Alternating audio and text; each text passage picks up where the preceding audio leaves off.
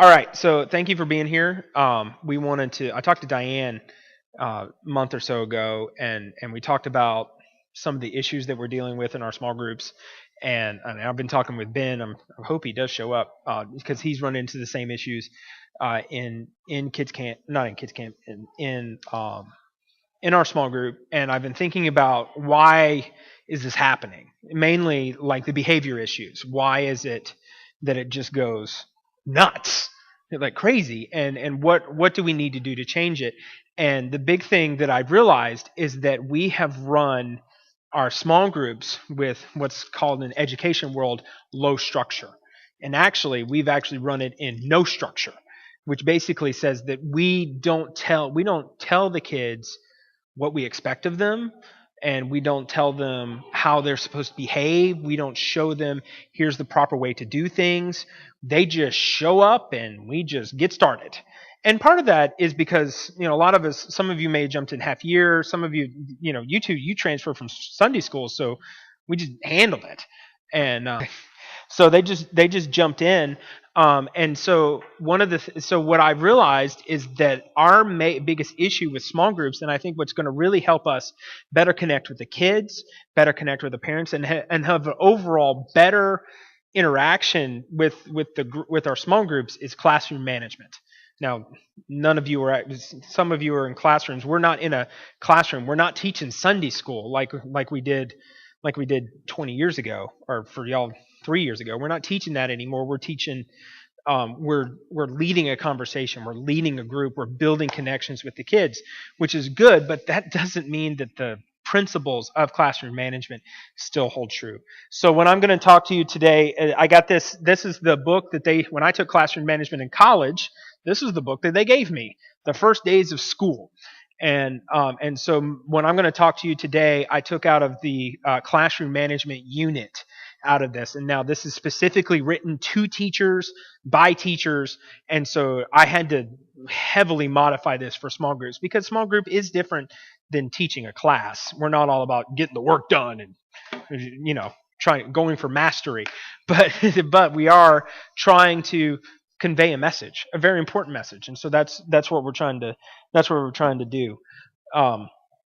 With that. So there's lots of other classroom management stuff that I've done. I have a book that's twice the thickness of that when I took my second classroom management class at a different college, and I didn't like that system as much. So that was like, here's how you do it. This one's more like principle.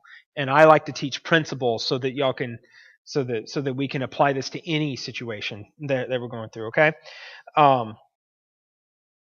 What's important is that as a small group leader, and we talked about this in the Lead Small training, is that we are that second adult voice in a child's life. You all know that having kids, and I know from growing up, is that our parents would tell us something over and over again, and we wouldn't get it, and then that other adult would say it, and then it just click, and we're like, hello, I've been saying that for years. And so what we do as a small group leader is we are providing that second voice to the parent to partner along with the parent and come along with them, so that come along with them to provide that second voice in there. And so that doesn't happen automatically. That comes from us building relationships with the kids. And this classroom management is not necessarily on building relationships with kids, but I think it will help. If you're not having to tell your kid to sit down and pay attention every 2 seconds, you actually have time to build relationship with that child. So that's why we're going to learn about a classroom management. And because on Sunday, we're all going to get all new students. Because Saturday night is graduation night. We're calling it step up. And so Sunday morning, you're going to have some of your originals just because we teach two classes, but you're going to have all new kids. And so it's going to have a whole new setup. Half of my girls were in the other class, and I'm trying to tell them to come back to my class. Mm-hmm. Last week was kind of like, they're like, I'm moving. We kind of threw our hands up, and I taught the girls what I had. I had some girls that I didn't know, and then we'll set it up, and we're going to talk about Sunday and how we can best be prepared for Sunday for those new students, and how we can connect to them in the long run. I did not get pens. I apologize. I have a pen. He's got pins. He's got pins. All right. So here's what classroom management is. All the things that a leader does to organize students, space, time, and materials. That's your first fill in there. And materials so that student learning can take place. Classroom management is all the things that the leader does to organize students, space, time, and materials so that student learning can take place. Classroom management is designed to, if we manage our classrooms, we will be effective leaders. If we don't manage our classrooms, we will be ineffective. And we won't be managing our group, we'll be disciplining our group, which is not helpful for us to connect to them, okay? So a well-managed group has 4 characteristics. All right. The first characteristic of a well-managed group is that the students are deeply involved with the activities, especially the leader-led discussion. They're deeply involved with the activities, especially with the leader-led discussions. These kids that are well-managed, they know what's going on.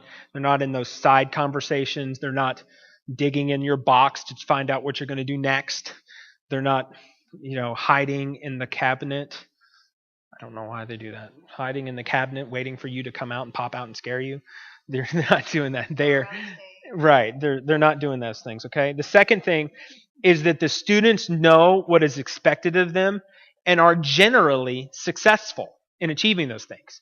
The thing is that we work with children. We don't work with automatons, okay? And so they are going to speak out and tell you about their pet turtle that they want to jump, and they're going to want to, pray for their paper that got torn. They're going to want to do those things, and that's fine. But we want them to be generally successful, because in a well-managed classroom, that we will have those discipline problems, but it's most of the time, most of them go away, or they're quickly dealt with, and then you can move on and continue with your lesson. The next thing, there is relatively little wasted time, confusion, or disruption. I do my best to give you 25 minutes. There's some days you get 15. There's some days you get 10. And if we can minimize those times and disruptions, then you can be more effective in that little time that you do have with them. And the last one, the climate of the group is discussion-oriented, but relaxed and pleasant. Okay? It's discussion-oriented, but it's relaxed and pleasant. Because with the difference between being a small group leader and being a Sunday school teacher is that it's not all about the content. It's about the discussion. It's about the kids discovering their faith and how to apply that faith to their lives.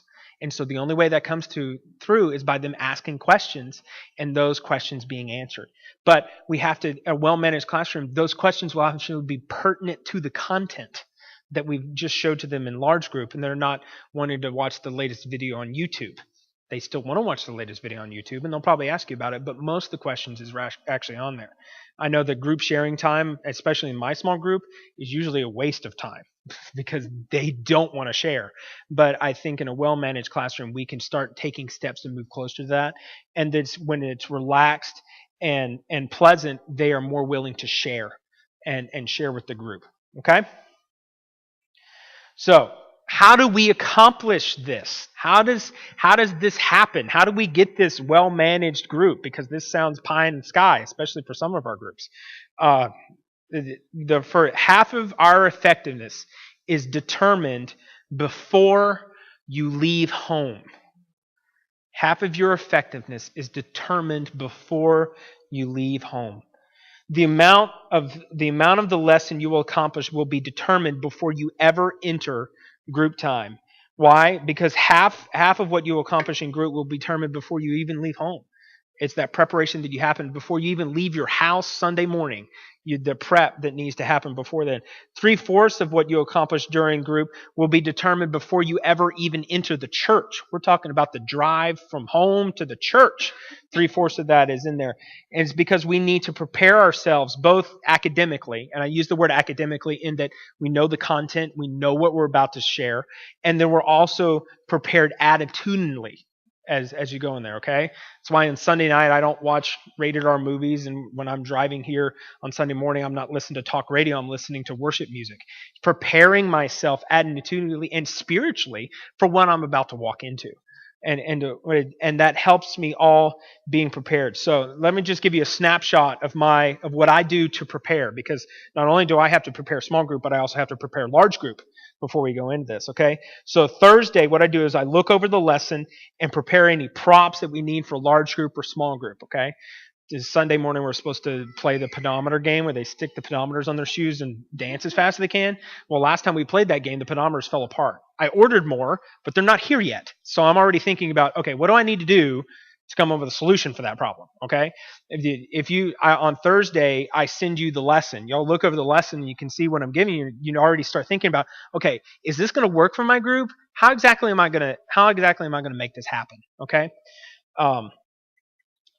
So on on Thursday I look at it. I don't look at it again on Friday. Friday's my off day. I stay away from church as much as I can. Saturday night, I read through the lesson at least once and envision going through it with the kids. A lot of times if you see me doing large group and I'm adding in extra content, or I'm cracking a joke, or I have an extra object lesson, a lot of times that happened on Saturday night when I was thinking about it. It's like, you know what, I think it'd be good if I did this. When you're going through the small group and you're reading through it, you envision yourself giving that information to the children. You have time to think about and even sleep on, okay, how could I really make this come through? It's like, I know it told me to do this, but I don't think that's going to work with my kids. What if I do something else? And how can I make this relate to what's going on in the world around us? Because this curriculum that I'm buying currently, they wrote it 3 years ago. It's not necessarily relevant to what's going on at the time, but some of these kids, they want to talk about what's happening in Baltimore. And so what we want to talk about, I can do something they forgot on Sunday. How can we line those two things up? Okay. So I make notes on things I like to add or change. I also think about what will work in my age group and what won't. And then Sunday morning, I arrive early and make sure everything I need for the lesson is in place. I get here at between 7 and 7:15 every Sunday morning. I'm not asking you to do that, but that's when I get here, and that's to make sure everything's in place, everything's set up, so that I have everything. And also, if I need to make a last-minute phone call to Liz and say, "Oh my gosh, I forgot this! Can you get it for me?" Okay, and we go from there. Okay, I don't do that often except for baptism close. Usually every fourth Sunday. Someone to baptize. Right. I also go over the lesson one more time and I make the necessary adjustments. Okay. Sometimes if I don't make the Thursday happen, it happens Saturday and it happens Sunday. Okay. So the total prep time I've spent in all of this, 30 minutes. That's it. And that gets me most prepared to get in there. Now I could spend a lot more time. They say in speech class, stand in front of a mirror and speak. I've always thought that was weird, but there have been times, especially if I know it's going to be big, or I know I'll come in here when nobody else is here, pull out the podium, and pretend I'm talking to a group of children. Okay, and talk, and present like I'm presenting out loud. I make sure no one else is around. It just weirds me out, but that's what I do. Okay, all right, so. I give you that on Thursday, and you say, "Well, I want to work ahead. I want to look at it before Thursday." That's why I've given you the Lead Small app. Okay, the Lead Small apps. Diane and Paulette have signed on to that.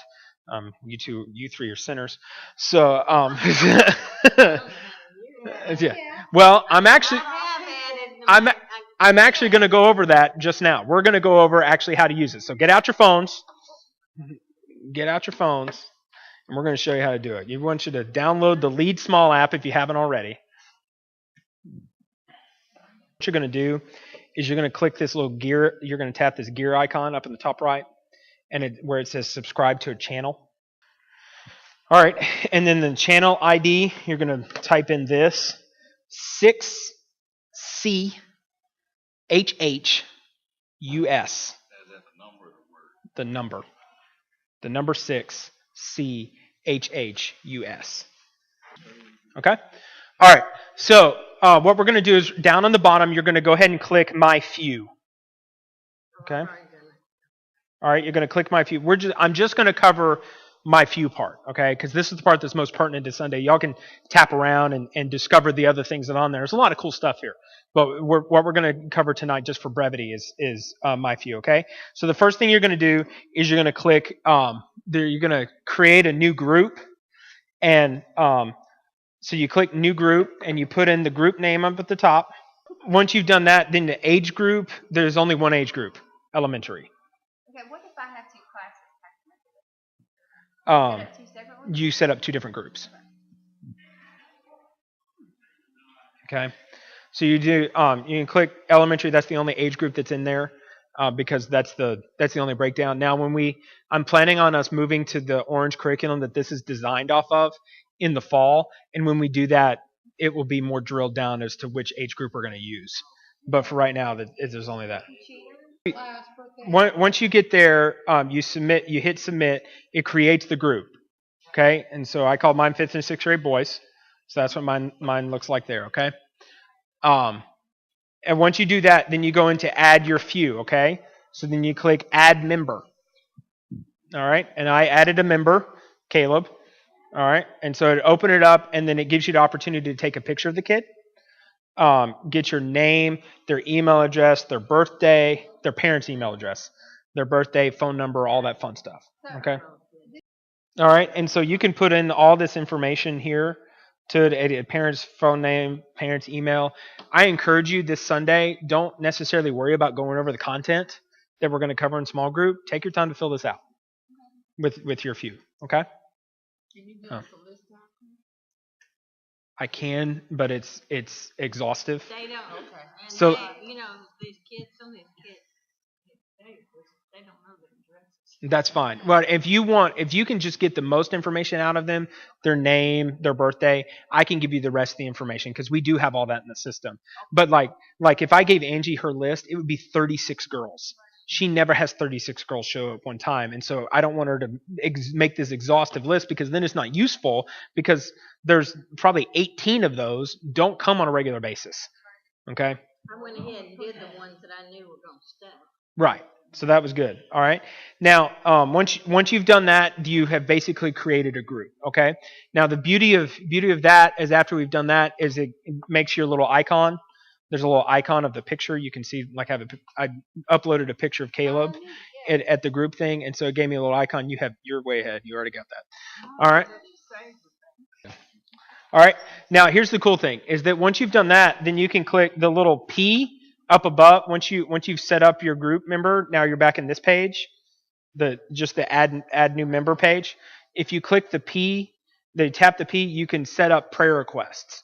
So if a kid has a particular prayer request, you can click them and add in a prayer request for that particular child, and you can keep track of that in your phone. Okay. Then the next thing is I did the P, but I got pluses by.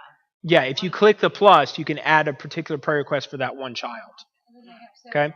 Now the one with the little question, the one with the little pop-up bubbles right there, you can't click on it because you don't have phone numbers in there, but that would allow you to send a group text to your entire group. Oh, that's neat. The ones that have it in there. Okay. Your kids were terrible. Just a group text to your whole few. My kid wasn't even at church. What are you doing? You could. All right. Yeah, that's what you do. All right. Text at 11:55. Come get your youngin. Come get your youngin. All right. So the syntax message. It says, what does that say? It'll normally say to students only, parents only, both canceled. Because this app is designed for middle school and high school students. A high school student, you'll be able to. If you set this up for a high school age group, my few would look different. They'd ask different questions and do different things. Okay. We're just using it just for elementary. Preschool even has a component, but I haven't deployed it in preschool. Okay? All right. So I said that you could use this to help you prepare ahead of time. I have Christina going in, and she's putting in weeks ahead of time what we're talking about. And so what you can do is you can click on My Week, which is the bottom right-hand thing, and you can click on Guide. Here's what we're talking about on Sunday. And so that gives you all that. Now, if for some reason... Right. Now, if for some reason you get into this and you're like, wait a minute, this is the wrong information. Yeah. Okay? What you can do is you can click the gear icon up in the top right-hand part, and there's a refresh content button. You tap refresh content. Well, it will have just this week. Oh, And so I think on Monday is when it will post the new week. Okay, so you can't like look 3 weeks ahead. If you want to look 3 weeks ahead, I can send you the I won't have to send you an email and say, where's my stuff. Yeah, yeah. where's my stuff? This is strictly small group lesson. This is not just your lesson. this is not large group. This is just small group. Okay. The other things that I put on there, the focus, that's over there. But in main focus, I didn't do an image. So this is all content you put on here? Yes. The notes, we'll go back in and add in note and news. News, what we'll do, like news right now is totally not pertinent to you. News, when I write the Friday win, Christina goes in and she takes those little things that I say above the win. She takes those and puts those in the news so you can see those, but that doesn't post until Friday. Okay, so that's what's going on. That's what's going on. That allows you to use all that stuff, use the guide, all that fun stuff. So you can look ahead and you can be prepared before you show up on Sunday morning. Because if you're not prepared on Sunday morning, the first time you look at it is right before your small group, it's going to be a disaster. Okay? We're going to cover that. We're going to cover that more, but we're going to cover that more and try to help Diane with that and all of us with that. But you're not setting yourself up right if you don't do that. The next pages. The next couple of pages on your packet there, I should have pointed out to you, I apologize, is the actual talking through tutorial of how to do what we just did. Here's your next fill-in on the front page, okay?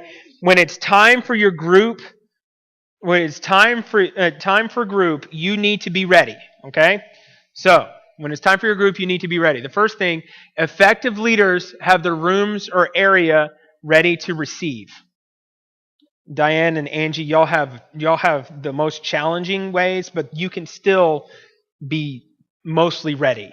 You know, you can lay out your box for everything you need in sequence, and Angie hides her box over there so that she's ready for it. She's not having to.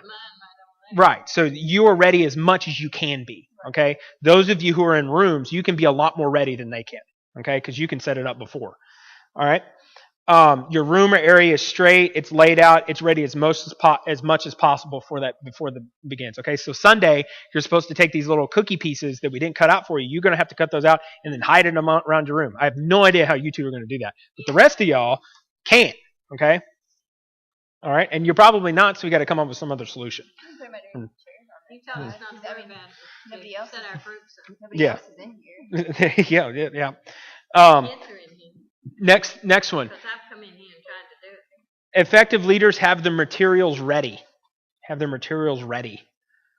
All right, that means you've looked at your box before you walked into that room. You know what's in there. You know whether or not something needs to be cut out before you open up the box and say, "Oh, they didn't cut this out for me this week." Okay, all right. Next thing, effective leaders have themselves ready. You have a basic understanding of the bottom line in the story. I send you the large group stuff. You don't have to read all that, but if you just read the first page, you'll have a basic understanding of what we're talking about that day. Okay? You don't have to listen to me preach to know what's going on. Okay? Or whoever's up here preaching. And then you also are set up with positive expectations of the students. You're not walking in and it's like, this is going to be horrible. Okay? It's called self-fulfilling prophecy. All right? I look at who's going to be here. Oh my gosh! No, it's not that bad. All right.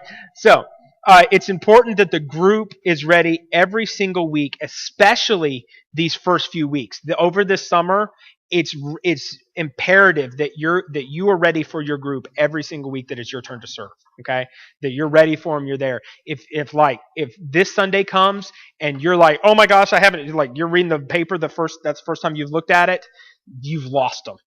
All right, and and it's going to be that way for another whole year. Okay, it's 10 times harder to get back control. So you got to be consistent and you got to be ready when they first get there. Okay. How ready you are is the primary determinant of your effectiveness. How prepared you are for them. Okay. So right or wrong, accurate or not, this is your next fill in. your reputation will precede you. Okay? Your reputation will precede you. I'm going to let you in a little secret. The children talk. Especially now that they already know they're moving up. Those 4th grade girls are talking to the 5th grade girls and like, what's Miss Paulette like? Okay? Those second grade boys are turning to the 3rd grade boys and what's it like to have Miss Diane? If they don't already know. Okay? They're talking about it. And so your reputation will precede you. And so what you can do is you can actually overcome that reputation. It's in how you introduce yourself. It's how you introduce yourself on that first day will determine how much respect and success you will have for the rest of the year. Okay? All right. When the kids first arrive, when they're coming with you to your room, when you're walking into their, beat them to the room, or if you need to just go there and they come to you, you need to be there and you need to greet them with a big smile, say their name as they welcome you. They got their name tags on you, and especially the new kids, it freaks them out. How'd you know my name? It's like, it's on your name tag. All right. You welcome them as the kids arrive, and when they come in, you already have them work on their first activity. Okay? This is something we all are horrible at. Okay? I am pointing at myself the most. Okay? Already have that first activity ready for them to go. All right? Don't let them just sit and wait for that last straggler who had to go get water before they came in there. It's already ready to go. Okay? And whatever that first activity is, whether it's a cutting out of the activity, they're filling out their prayer request cards, you make a little questionnaire for this few thing, whatever it is, whatever you determine it to be, make sure that that's ready. It doesn't matter what it is, as long as that's what it is. And then if it can be the same thing consistently every week, that will make it better prepared. Some of you have boards in your room. You can write on the board at the same time. Hey, look, here it is. Here's what we're going to do in the first time. Okay. So watch as the kids enter the room. If they enter incorrectly, politely ask them to return to the door and try again. They know how to enter your room. They know running in, yelling, and screaming, and like for my boys, hiding behind the door or in the missionette cabinet, or they know that's inappropriate. But I have allowed them to do that, and so they think that is appropriate. And so the way we do that this Sunday is a reset button. We have a chance to say, you want to try that again? Why don't you step outside and let's try that again? And then you go back over the expectation. I want you to walk into this room, sit down, and start your activity. Okay? My biggest thing that I'm going to use to make that are toys. Mm-hmm. All my little girls like to have their little bunnies and purses. I don't have that, but it's rounding them up, keeping them in a fence. Like I said, that first day, you were setting the expectations. We introduced the dots halfway through it, so you will have more success this year with the dots than you did when you first introduced them, because these new second graders coming up, well, that's just what happens when I go to Miss Diane's class. I sit on my dot. Okay. Anyway, so I have to stop them from hiding it. All right. So, and we'll talk about how I'm going to do that here later. Once you enter the group, introduce yourself. You want to give them their name, how long you've been a small group leader / Sunday school teacher, how many kids you have, what you like to do for fun, what you're looking forward to this year, what they can expect over the next year. Just do a little intro with them so that they know who you are. They know your reputation, but they may not know anything about you. Okay. All right. They may have no idea that Angie is Haley's mom. They may have no idea, Ben, that you're Grace and Abigail's mom. A dad. They have no idea. He didn't. They didn't. I didn't know that. All right. All right. So, in order for you to be successful for the entire year, your first request, that's your next fill-in, your first request must be effective. And the first thing you do sets the tone for the rest of the year. So in order to have that effective first request, first thing you do is you check to make sure that each kid is in the right room at the door. Okay? We're going to have some confused kids. Like, am I in the right place? All right? It says on their name tag, okay, where they're supposed to be. I will do my best to make sure all their name tags are correct, because tomorrow I have to go transfer everybody over. All right? Make sure they're in the right room, okay? Next one, put a friendly smile on your face, okay? Don't be like, group. Yeah. All right? All right? Look each student in the eye and verbally welcome each one. It tells them that they matter. that they're important. The most important thing that a child owns is their name. And you want to share that with them, okay? Last one. Lower your voice to a firm but soft tone and tell them what you would like them to do first. Hey, Angie, I'm so glad that you're here this morning. This is the 3rd and 4th grade girls class. I want you to come on in, have a seat, and go ahead and start filling out your prayer request card for me, okay? Oh, okay, I'll do it. Yeah. That was nice. Makes you want to follow the rules. Right. As opposed to like, you're not there, or y'all sit down, start your prayer request cards. Like, what? I don't know what I'm doing. I don't have prayer requests. All right. They have one now. So what do you do if they say they don't have any? Okay. I usually tell them that God knows it, even if you don't say it out loud. God's so here. Yeah. So, like for the boys, most of the time they don't have a prayer request. So have them fill out the prayer request card when they first show up. If you lead a boys group, it's probably not a good first activity. Yeah. Yeah. See, for my group, it works out good because my girl's when I was Mhm. pray that my brother will fall and break his neck. Craziness. All right, we get. I got to be done in 20 minutes, so we got to move. All right. So your first priority when the students arrive is to get them working, get them into an activity. Your first task is ready to go when they arrive, and that first few minutes is prime time. So whatever you and the students do, set the tone for the rest of the group. Okay? That's why it's pure chaos for me when all the boys come in, they're hiding, and then I sit down with my box, and I haven't really prepared and gone over my box. First time I've looked at the box is when I showed up there. I just trust it's all there. I'm opening it up, and they're all digging in there. I set the tone because I wasn't even at the door by the time they got there. Okay? Now, that's partly because I'm leading up here and I'm dismissing everyone. It makes it difficult for me to do that. But the rest of you can do that. You can be there at the room. You know what's happening. You're prepared. You're ready for them. Yes. Because the boys just run. Yeah. I mean, you can't get. I can dismiss y'all early.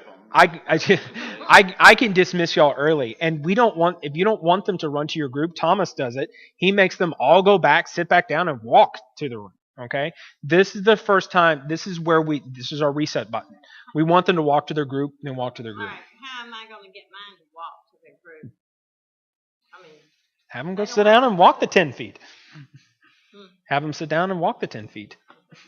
They're like, oh, come on, it's right there. I've had to do it several times. Me, Silas, Ian, Paris, those some big boys. Yeah. Just run the girls clean. That's why you're soft but firm. You're not yelling at them. You're like, we did that incorrectly. I want you to walk to your group. Please go sit down in your chair. And when you're ready, when I ask you to come, I want you to walk to your group and have a seat. You don't feed into it. Just repeat the expectation. Okay?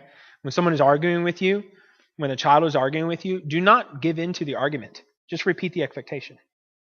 Okay? Why are you up? Why are you? I had to go to the bathroom. The expectation is that you're supposed to stay seated until I give you permission. But the expectation is that you stay seated until you get up. But eventually they just give up because there's nothing for them to feed off of. Okay? That's not in the book. That's for free. I'm going to skip this next part just for time, but what we're going to do is in your packet there, after the lead small thing, is actually your small group lesson for Sunday morning. Okay? This is with all the stuff. Okay? So it's already printed out. It's in your box. Okay? It's in your box. It's ready to go. But this is for you. I want you to take some time tonight or sometime before Sunday. Go ahead and figure out what that first activity is going to be. Okay? Or what would best work for you. This Sunday, Yes. if you don't cover the small group lesson and you talk about your expectations, the rules, consequences, policies, and procedures, and you don't touch the lesson, I'm good. Because that's more important than the lesson we're going to cover. Okay? All right. When they first arrive on Sunday, you need to go over the discipline, the policies, the procedures, and the routines. And so you'll need to continue to do this for the rest of the summer until your regulars have grabbed the culture. If you were actually teaching in school, you do this for the first 2 weeks of school. Okay? But we don't have them every single day for 2 weeks. So we have to do it longer because it takes longer. for them to grasp it. And so throughout this entire summer, you need to take some time out of your time. And if you don't get to an activity, big deal, because in the long run, it's going to pay off, and you are going to be able to get to the activities.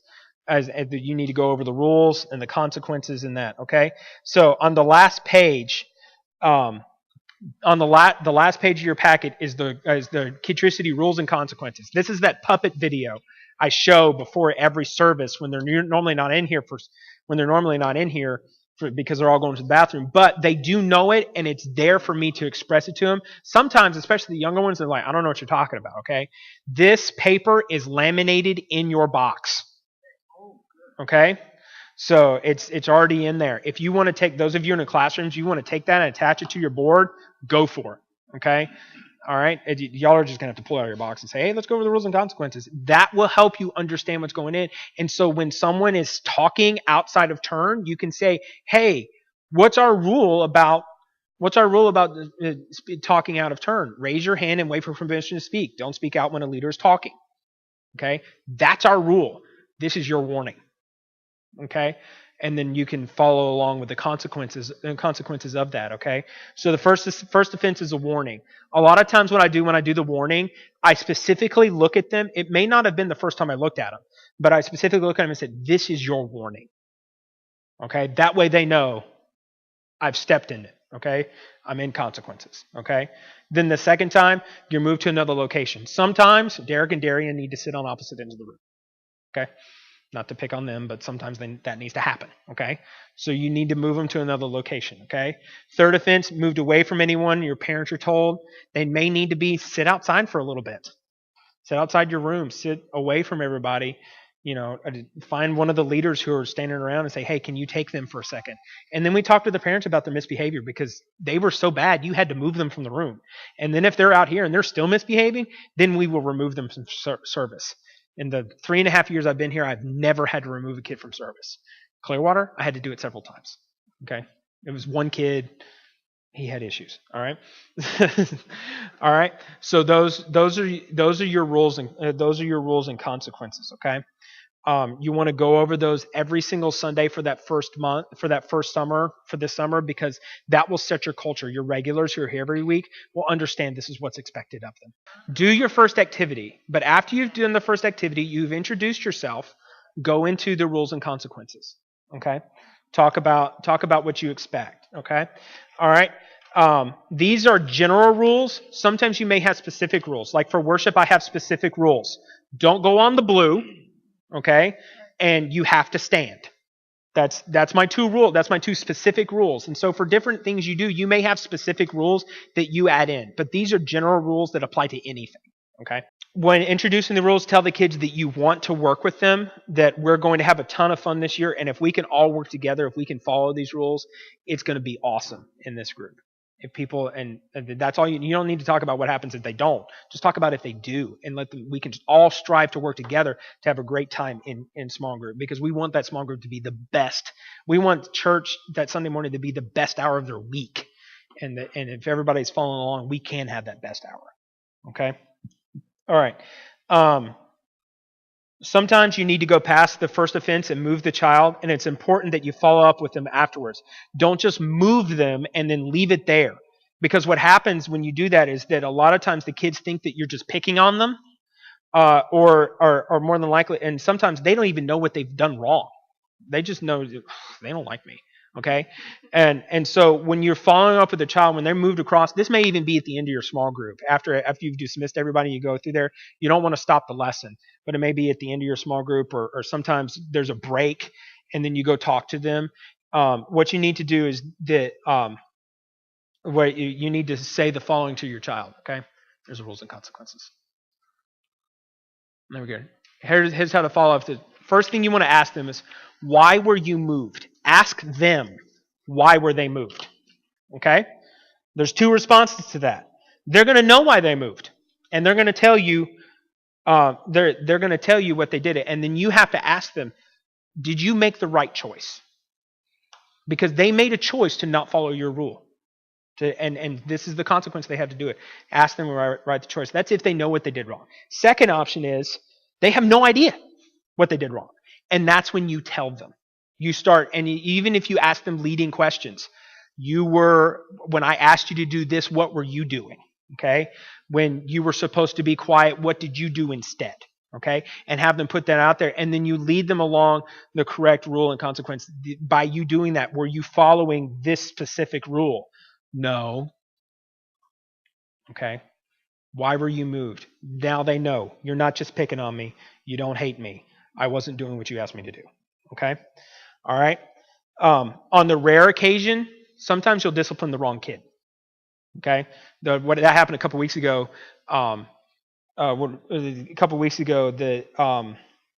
Sean was running around the room, and I already asked him to stop running.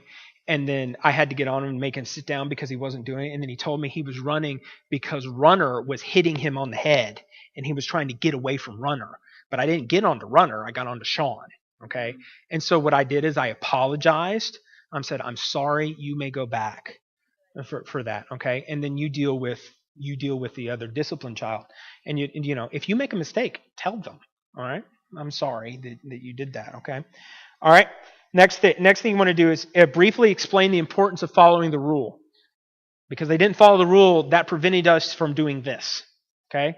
If you had followed the rule, we would have been able to do this. Okay?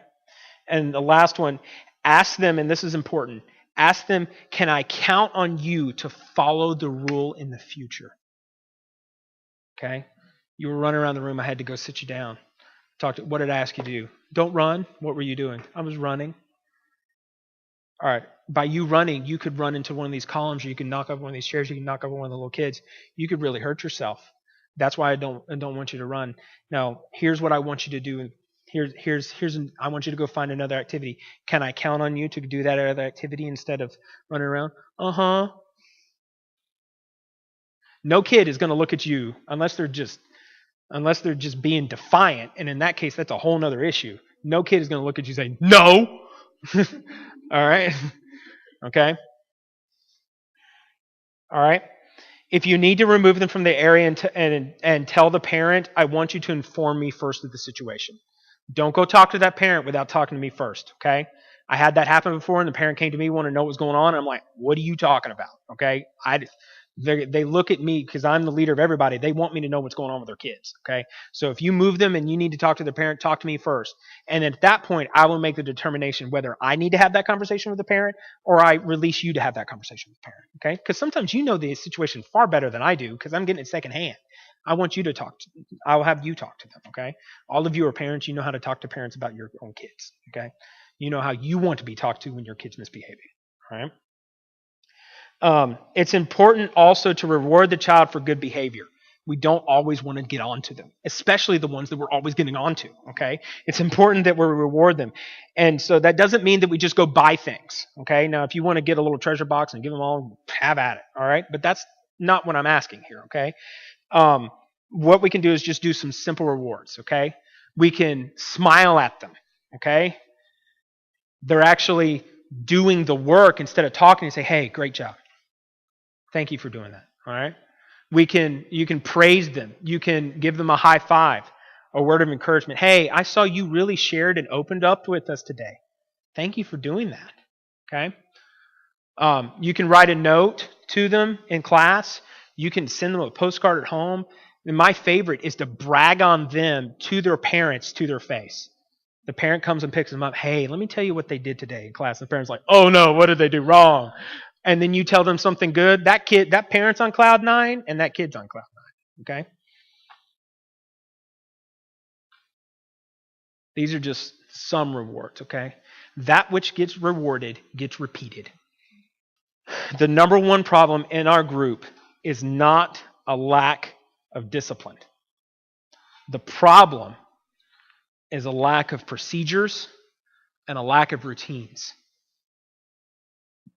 This is the problem in my room with my boys. Because I never set the routines and procedures, they have. Okay? There are routines and procedures, whether you set them or not. It's just most likely the kids have set it. They know that when it's time to go to small group and Pastor David's doing it, we go hide in the hallway, and when he pulls out the box, we dig inside the box and throw everything everywhere. Okay? That's the routine and procedure. Okay? That's not a procedure I wanted, but right, that's not what I wanted, but I never told them what I wanted. And so now I have to deal with the consequences of it, okay? So what we have to do is we have to set up the routines and the procedures, okay? So now I'm going to have to retrain them, and that's going to be 10 times harder, okay? We do have a reset button that we can set on Sunday, but you still have half your class is returning, and they're going to be like, what's wrong? You all right? All right. So in the first few weeks of the class, go over the order. Tell them we're going to do the Bible story, and then we're going to play a game, and then we're going to do a craft project, and we're going to talk about what we've learned, and then we're going to pray, and then it's going to be time to go. Now they know what to expect. When are we done? Well, we're doing these things, okay? All right. Tell them what to expect. And when you do your first activity, follow a set procedure and stick to it. If that's the way you're going to do it, then you need to do it that way every time. Okay. And if you're going to change the procedure, like in September, we're going to change everything. Things are going to be changed up a little bit different. We just need to let them know, hey, we've been doing it this way. Now we're going to do it this way. Okay. And let them know and be consistent. Keep them in the loop in communication. It's all about a discussion. And if you keep them in the dark, you're going to get revolt. Okay. All right. So before class begins, before your group begins, ask yourself these questions. How does this all work? Do they all get their own stuff? Do you just open up the box and they grab what they want? Or do you hand them all their stuff? All right. What do they do when the activity is over? Do they throw it in the garbage? Do they keep it with them? Do they take it to their class? Do they put it back in the box? What do they do? When is it an appropriate time to share? Okay. When do they need to listen? What do they need to do? What do you need them to do when they arrive? How are they supposed to leave? Think about those things. Think about your whole group thing. In a perfect world, how would each one of these things happen? Okay? And then communicate that to them. Okay? Tell them this, okay? Because your procedures controls all of these options. The kids know that when they come in here, when they come into this room for large group, they check in. They know that. They know that they can come in here and they play games. Okay? Until the bathroom video comes on and I turn off the video games. Then it's time to go to the bathroom. And then they know that they're all supposed to come back in here and have a seat. And they listen. Until it's worship time. And then they stand up. And then they go sit back down after worship time and we pray. And then they listen, they watch another video, and then it's time to go to small group. They know that's what the procedures is. Now, I never told them that. And sometimes when I change it, I tell them, hey, we're going to do things a little different today. That we're going to do this. And they're like, oh, okay. They're ready for it. All right. But that's just because we've established the culture. When I first came here 3.5 years ago, I said, this is what we're going to do, guys. Here are the rules. Here are the bathrooms. Here are the procedures. And we do it that way every time. Okay? And when I change it, I let them know. That way they know what's going on. Okay? So, your procedures control all of it. And a failure to establish the procedures creates chaos. And that's what my classes become. Okay? And my classes become chaos. And it's very difficult for me to get them focused. And it makes it even harder for Ben to do it because I can kind of like throw in some of these strategies and get them focused while Ben's like, what did you do? All right? No, I don't blame you. But it is a reminder that you have to probably for me and just track you down and say, okay, what you covered last week or right. What's going on with this kid? You're gonna lay this out for them. Right. And then I'm gonna have to enforce it. Right.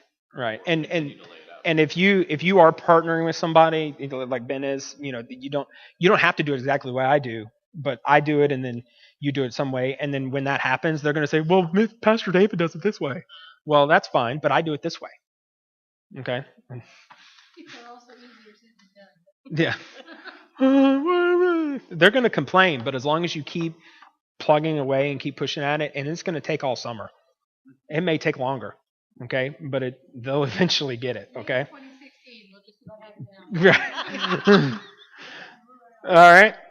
So to teach these procedures, here's the first thing you do. Okay. First thing you do, you explain to them. You got some explaining to do. All right. Explain to them what you're gonna do, what you're doing. Okay. It's now time for us to do the craft. Here's the way I want us to do it. Okay. Okay, it's almost time for us to go. Here's the way I want us to do it. Okay? Explain it to him. Next thing you do, rehearse. All right? So it's time for the craft. You pull out all the stuff for the craft. You hand it to them. That's the way you decided that you're going to hand it all to them. Okay, that's great. Now we're going to practice. We're going to practice you giving it back to me. Okay. Now they give it all back. Okay, now we're going to practice handing it out again. Why are we doing this? This is stupid. We're going to keep practicing this until we get it right. Okay. Keep doing it. Okay. And then the final thing, reinforce. After they get it, you got to reinforce it. And for us at church, this is vitally important because, I need an hour to do. I know. 20 minutes. They want to get seated. That's all right. It's a process. That's why it's harder for us. Okay? Reinforce. We have to reinforce. You have to reinforce all the time. Okay? The whole time we're reinforcing, especially because what we basically do is we deal with the first day of school every Sunday because they forget what you just talked about and you have new kids showing up. But as you establish that culture, the new kids that come in, they take off the cues of what everybody else is doing. Because it's all part of that rehearse and reinforce, okay? So after a few weeks of this, the culture will be created, and what everyone does, where everyone does the appropriate behavior, and you rarely have to correct them, okay? You'll still have those problem kids that does whatever they want to do, but now the culture's created, and now the other ones are like, what's wrong with you, okay? We're all doing this. Why are you doing that? Know these rules. These are not any different than what they follow, what they're supposed to follow. I copied these verbatim out of this book, and they're for a classroom, okay? They said come up with your own rules, and I looked at it and I was like, I can't get any better than that. All right? And I've been using these for 7 years. I've never had a problem with it, okay? Take their own cues. Okay, so I'm confident if we set out these rules, we give out the consequences, rewards, we lay out proper procedures, our group time will be fulfilling and successful. And we may not see the rewards this year or even in the next few years, but our kids will always remember that, in 20 years, here's the thing, guys, they will always remember you as their small group leader. They may not remember your name, but they'll remember. I remember my 3rd grade Sunday school teacher. I don't remember. Yeah. I don't remember her name, but I remember what she looks like. And if I was like, she taught my 3rd. Yeah. You play an integral part in their spiritual development, and we owe it to them to be prepared and to give them the best group experience possible. Okay? All right? It's 7:48, so let's pray and go on. All right? God, I thank you for these leaders and even the ones who aren't here, that they are here to invest in these children's lives. God, I pray that you help us to create the best hour possible for each one of these kids, and that they are connected and their faith is grown strong, and they remember years later what the incredible things that you did through them through their small group leaders. God, I pray that you give us wisdom to work with these kids, to set up our rules, our procedures, and our routines so that we can be most effective throughout the whole week. It's in your name we pray. Amen.